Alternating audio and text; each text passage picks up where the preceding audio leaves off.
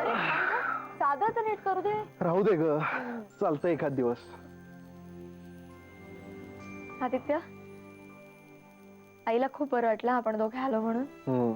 In fact दोघांनाही. इकडे कसं आपण नसलो तरी कोणी ना कोणीतरी असतंच ना नानामाईंजवळ. इकडे तू नसलीस तर एकदमच सुनं सुनं होतं. पण आपले नानामाई अगदी सॉलिड आहेत. नेहमी सांगत असतात आपल्याला आई बाबांकडे अधूनमधून राहायला जात जा म्हणून. शपथ, माईला फोन करायचंच राहिला.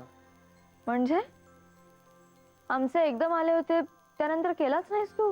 अरे हो ना, ते गोपाळ काकांच्या मुलीच्या लग्नाला जायचं ठरवायचं आहे ना.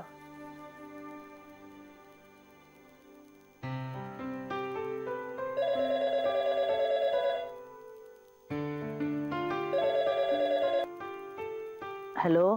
काय झाली का जेवण? आमची झाली, पण तुमची चालू असतील ना अजून जेवण? हा, लाडका जावई आलाय तर. नाही नाही नाही नाही, झालंय आमचं. खरं तर ओव्हरलोडच झालंय.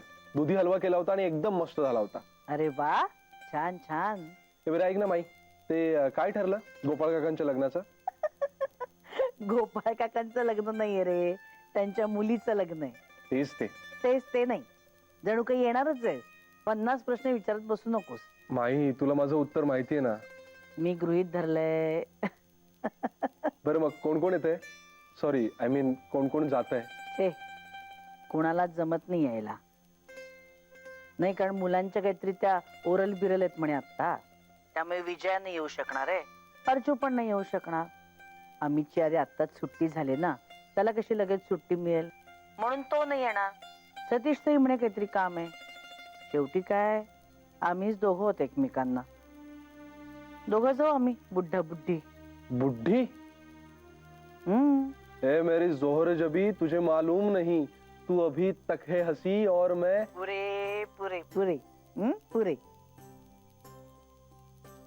जावयाचे लाड चाललेत तिकडे म्हणून वाह्यात काहीतरी बडबडत बसू नकोस, कळलं ना? येणार नाहीच ना मग. ओ मेरी जोहरा जबी म्हणे. माई, असू दे रे, असू दे, कळतंय मला. ते माई, मेघनाला विचारतो, तिला जमेल का? अरे वा, छानच आहे. विचार विचार. हो पण हे बघ, जबरदस्ती करू नकोस. हा, सहज शक्य असेल तिला तर येऊ दे. हो, आनंदच वाटेल मला. नाही म्हणजे जमत असेल तिला तर वा वा, आणि जमत नसेल तरी वा वा. बरं, गुड नाईट. Okay, bye. काय म्हणत होत्या? काय नाही, मीच म्हटलं तिला की मेघनाला विचारतो तिला जमेल का. ते दोघंच जात आहेत ना लग्नाला.